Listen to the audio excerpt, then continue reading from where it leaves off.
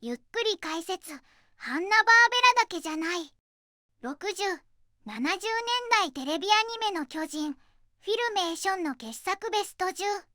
ねえマリサ、60年代から70年代のアメリカのテレビアニメって、独特の雰囲気があって今見ても面白いわよね。ああ、特に土曜の朝の定番だったよな。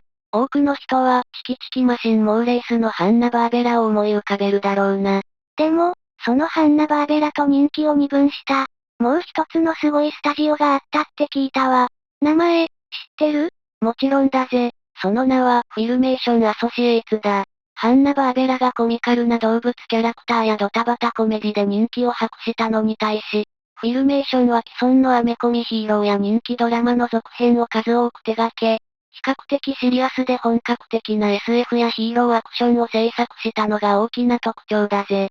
その予算や制作期間の制約の中で、少ない作画枚数でも視聴者を引き込む独特のスタイルを確立した、まさに伝説のスタジオなのぜ。フィルメーション、なんだかワクワクするわね。どんなアニメがあるのか、早く知りたいわ。よし来た。それじゃあ今回は、懐かしのフィルメーション制作の傑作アニメを、ランキング形式で10作品、一気に紹介していくぜ。第10位、ミクロ決死隊、1968年。いよいよランキングの発表ね。記念すべき第10位は、一体どんな作品なのかしら？第10位は、1968年に制作されたミクロ決死隊だぜ。有名な SF 映画ミクロの決死剣が原作なんだけど、これはアニメならではの魅力が詰まった、全く新しい冒険活劇なんだ。映画が原作なの？じゃあ、人間がちっちゃくなって体の中を探検する、あのシリアスなお話？そこがポイントだぜ。このアニメ版は、映画の人間がミクロサイズになるっていう基本設定だけを借りた、いわばリブート作品なんだ。物語は完全にオリジナルで、主人公は司令官のブラックアイ、生物学者のミスフラワー、科学者の学者くん、そして念力って叫びながら念力を使うミスター念力っていう個性的な4人チームだぜ。念力、なんだかユニークなメンバーね。映画とは全然違うみたい。じゃあ、どんな冒険をするの？彼らはスパイが起こす事件に立ち向かうんだけど、このアニメで一番ハラハラするのが12時間っていうタイムリミットなんだ。ミクロ化してから12時間以内に任務を終えないと、強制的に元の大きさに戻ってしまう。まるで次元爆弾を抱えてミッションに挑むようで、息を飲む展開の連続なんだぜ。日本では1973年に NHK で放送されて、映画の吹き替えにも参加した広川太一郎さんたちが声を当てていたのも、当時のファンにはたまらないポイントだったに違いないな。12時間で元に戻っちゃうなんて、毎回ドキドキするわね。原作映画とはまた違ったスリルが味わえそう。その通りだぜ。だから、ミクロ決死隊は、映画の壮大な設定に、子供たちが夢中になるヒーローアクションとタイムリミットという極上のスパイスを加えた、フィルメーション初期を飾るにふさわしい傑作アニメなんだぜ。第9位、電光石火バットマン、1977年。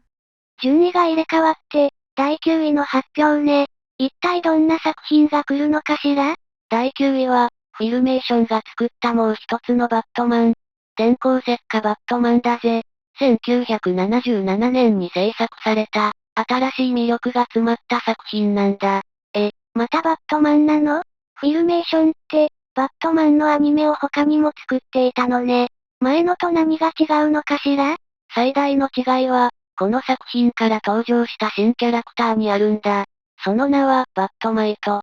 4次元の世界から来たバットマンの大ファンなんだけど、彼が加わったことで、物語はシリアスなヒーローものから、ドタバタコメディの色が強い、明るい作風へとガラッと変わったんだぜ。バットマイト？ファンの妖精みたいな感じ？でも、なんでその子がいるとコメディになるの？バットマイトはバットマンを助けたい一心で魔法みたいな力を使うんだけど、いつもやりすぎて事態を悪化させるんだ。まさにトラブルメーカーなのぜ。アメリカ版では、60年代に大ヒットした実写ドラマでバットマンとロビンを演じたアダム・ウェストとバート・ウォード本人が声を担当するという、ファンにはたまらない仕掛けもあったんだ。もちろん、ジョーカーやペンギンといったおなじみの悪役たちも勢揃いで、彼らとバットマイトが絡むことで、予測不能な展開が生まれるのが最高に面白かったんだぜ。実写版の俳優さん本人が声を。それは豪華ね。シリアスなだけじゃない、コミカルなバットマンも見てみたいわ。ああ、クールなヒーローの活躍に、バットマイトっていう予測不能なスパイスを加えることで、家族みんなで笑えるヒーローアニメが誕生したんだ。これぞフィルメーション版バットマンのもう一つの答えなんだぜ。第8位、幽霊城のドボチョン一家、1970年。第8位、来たわね。幽霊城のドボチョン一家って、タイトルだけでもう面白い予感がするわ。その予感は大当たりだぜ。第8位は、ホラーの常識を覆した陽気な音楽コメディ、幽霊城のドボチョン一家だ。ドラキュラにフランケン、狼男と、主役はモンスターなのに全く怖くないんだぜ。モンスターなのに怖くないってどういうこと？それに、音楽コメディって？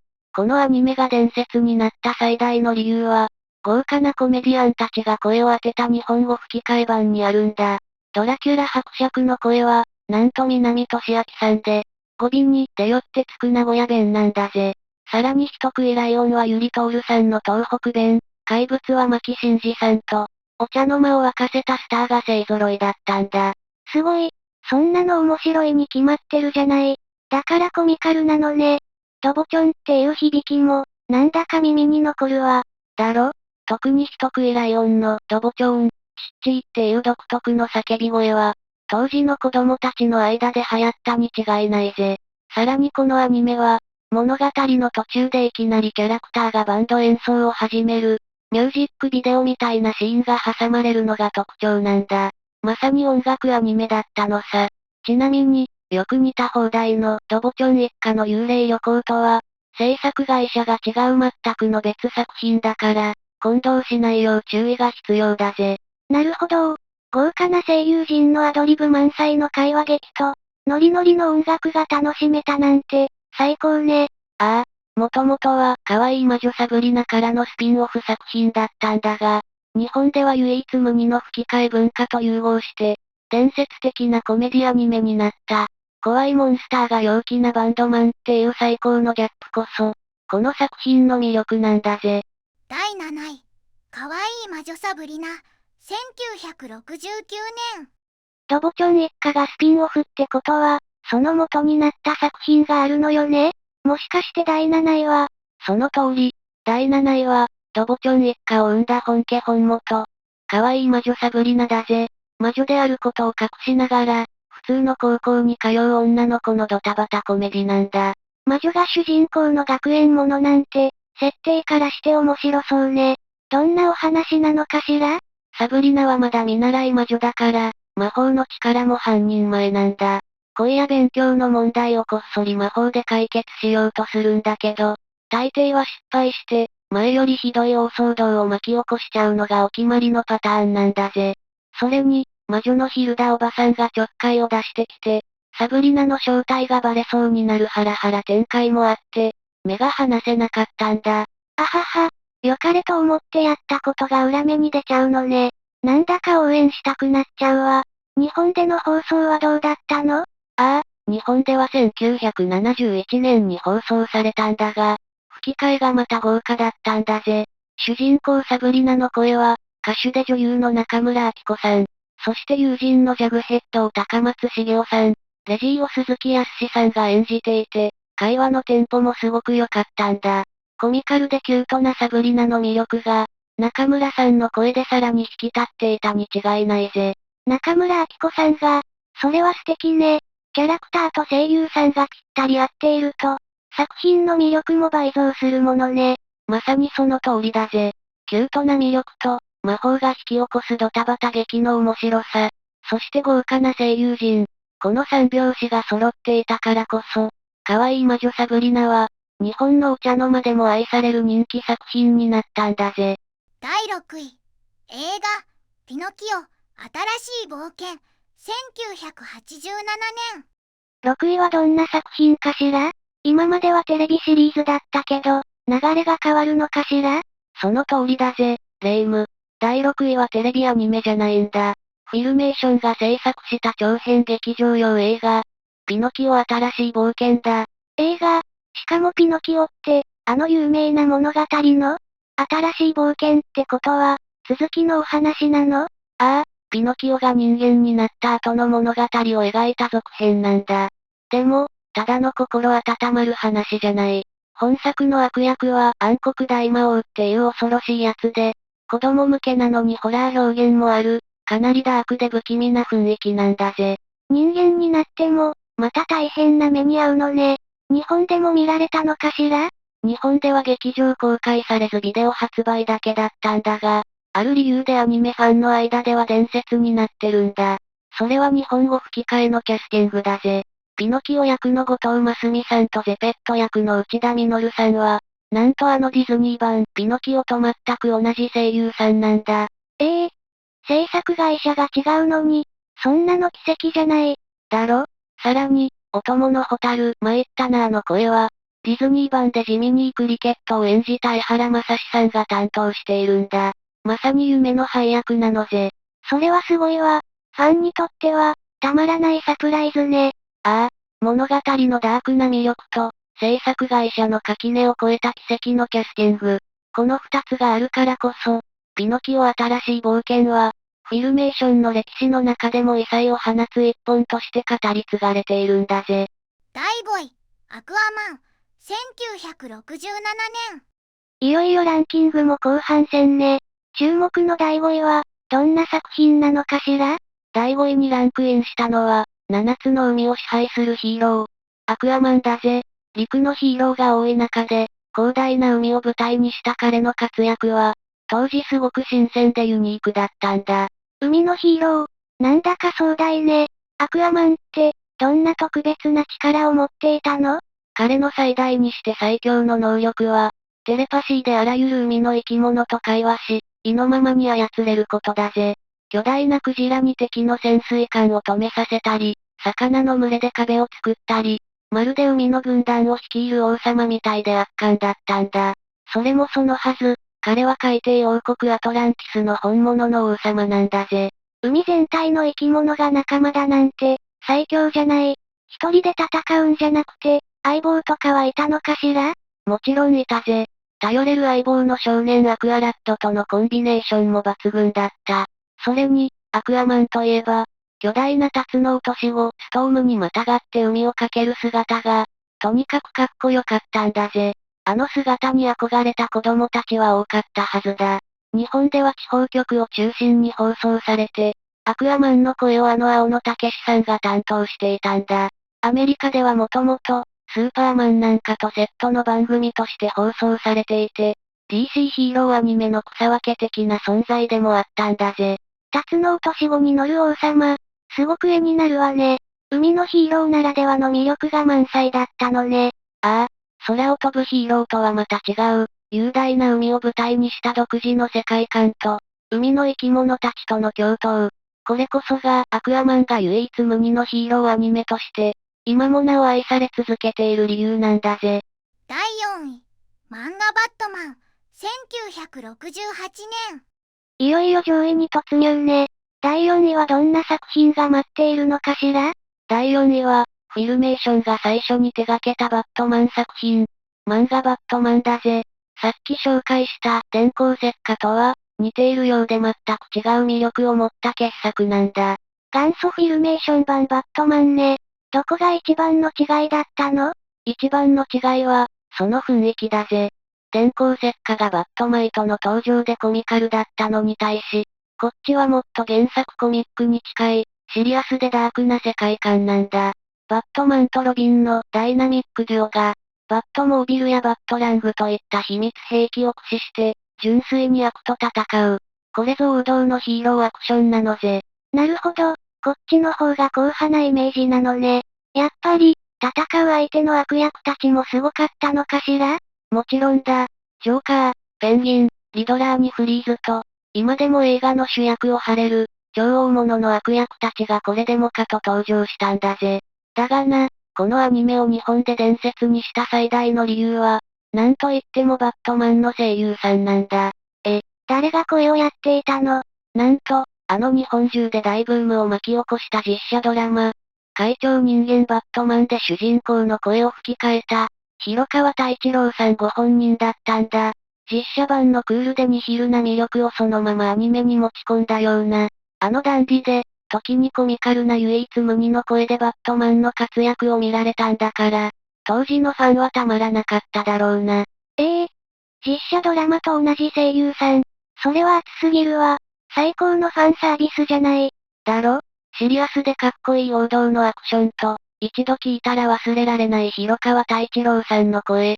この二つが完璧に融合したからこそ、漫画バットマンは、多くの子供たちの心をつかむ不朽の名作になったんだぜ。第3位、スーパーマン、1966年。いよいよトップ3ね。第3位はやっぱり大物ヒーローが登場するのかしら？ああ、まさに大物だ。第3位は、フィルメーションの全てがここから始まったと言える出世作、スーパーマンだぜ。スーパーマン、ヒーローの中のヒーローね。フィルメーションの最初の作品がスーパーマンだったなんて、すごいわ。この作品の大ヒットがスタジオの礎を築いたんだ。そして日本での人気を決定づけたのが、唯一無二の日本語吹き替え版なんだぜ。まず、オープニングのナレーションはあまりにも有名だよな。弾よりも速く、力は超特急よりも強く。でしょ？最後に、違う、スーパーマンだ、っていうのよね。近石真介さんの声が痺れるわ。そうだぜ。ナレーションだけで胸が熱くなったもんだ。さらに、スーパーマンが空を飛ぶ時の掛け声が、日本語版では、スパーっていう独自のものだったんだ。これもインパクト抜群だったぜ。そして極めつけは、スーパーマンの声。誰が担当したと思う？まさか、そうだ、またしても広川太一郎さんなんだ。バットマンに続いてスーパーマンも、一人の声優が、DC コミックス最大の二大巨頭を両方演じていたなんて、今じゃ考えられない。まさに伝説だわ。だろ？ロイス・レインや宿敵レックス・ルーサーといったおなじみのキャラも勢揃いで、日本オリジナルの主題歌まで作られたんだ。フィルメーションの名を世界に轟かせ、日本のファンに忘れられない思い出を刻んだ一本、それがこのスーパーマンなんだぜ。第2位、アーチーでなくっちゃ、1968年。ついに第2位ね。ここまでヒーロー作品が続いたけど、一体どんなすごいヒーローが来るのかしら？いや、レイム。第2位はヒーローアニメじゃないんだ。フィルメーションのもう一つの顔、学園コメディの金字塔。アーチーでなくっちゃ、だぜ。学園コメディ、フィルメーションって本当にいろんなジャンルを作っていたのね。どんなお話なの？主人公アーチーと、彼をめぐるお嬢様のベロニカ、そして隣人のベキっていう二人の女の子の三角関係が中心なんだ。だが、このアニメが伝説になった理由は、物語のほか、現実世界でとんでもない社会現象を巻き起こしたからなんだぜ。アニメが社会現象ってどういうこと？一体何が起きたの？劇中に登場するバンド、アーチーズが歌った、シュガーシュガーっていう曲がなんと1969年のビルボード年間シングルチャートで、正真正銘の第1位を獲得したんだ。アニメの曲が現実の音楽チャートの頂点に立つなんて、前代未聞の大事件だったんだぜ。さらに、日本での放送は吹き替えキャストがとんでもなく豪華だったんだ。ビルボード1位もすごいけど、吹き替えも、一体誰がやってたの？アーチーが藤村俊二さん、ベテが内海みどりさん、ベロニカが山本リンダさん、レジーが鈴木康さん、ジャグヘッドが高松茂雄さん、当時のテレビで見ない日はないほどの人気者が勢揃いだったんだ。まさに夢のオールスターキャストだぜ。信じられないくらい豪華。歌も大ヒットして、声もスター揃いなんて、向かうところ敵なしじゃない。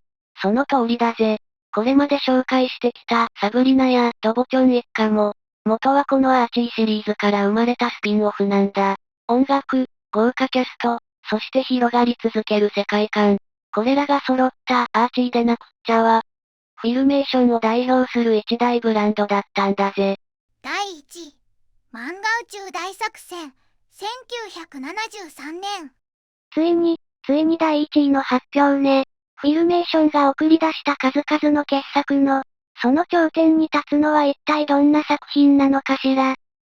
いよいよだぜ。栄光の第1位は、単なるアニメという枠には到底収まらない。一つの文化遺産とも言うべき作品。漫画宇宙大作戦だ。これはスピンオフでもリメイクでもない。多くのファンに惜しまれつつ3シーズンで幕を下ろした。あの伝説の実写ドラマの魂を正式に受け継いだ、正真正銘の続編なんだ。正当な続編。ファンにとっては、これ以上ない夢の実現じゃない。でも、どうしてそんな奇跡みたいな企画が実現できたの？その奇跡を実現させた最大の理由は、俳優たちの作品への愛だぜ。カーク船長のウィリアム・シャトナーやスポックのレナード・ニモイをはじめ、オリジナル俳優のほとんどが声優として再集結したんだ。特にニモイは、予算の都合で出演リストから外されていた仲間のために、彼らが出ないなら私も出ないと制作陣に直談判した。彼の熱意が、エンタープライズのクルーを再び揃えたんだぜ。なんて素敵な話なの。作品の裏にそんな熱いドラマがあったなんて、内容も、その魂に応えるものだったんでしょ？もちろんだとも。このアニメ版は、実写の特撮では予算的に不可能だった SF 的イマジネーションを、まさに解き放ったんだ。例えば、3本手3本足という奇抜なデザインの正規クルー、アレックスを登場させたり、惑星規模の巨大な宇宙生物を描いたりな。その完成度の高さは本物で、1975年にはテレビ界の栄誉であるエミー賞まで受賞しているんだぜ。すごい。映像も物語も、実写版の夢の続きを見せてくれるクオリティだったのね。日本での放送はどうだったの？日本でも1977年に放送され、大きな話題を呼んだぜ。吹き替え声優は一新されて、カーク船長を佐々木勲さん、スポックを坂治さんが担当したんだ。佐々木さんの熱血感あふれるカーク像は、このアニメ版ならではの魅力となって、日本のファンの心に深く刻まれたんだぜ。作品に関わった全ての人たちの愛と情熱、そしてアニメーションだからこその無限の可能性。